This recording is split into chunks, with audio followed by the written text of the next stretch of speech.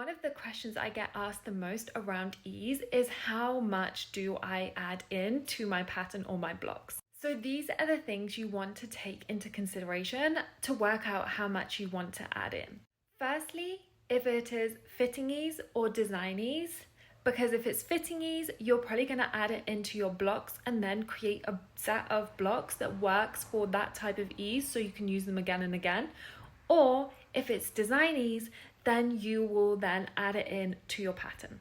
The second thing to consider when it comes to adding in ease is your size, because the larger size you are, the more ease you will be adding in, because ease is added in proportionally to your size. So someone who is smaller will add in less than someone who is bigger. And lastly, your personal preference, because everyone's idea of easy fitting, close fitting, oversized is different.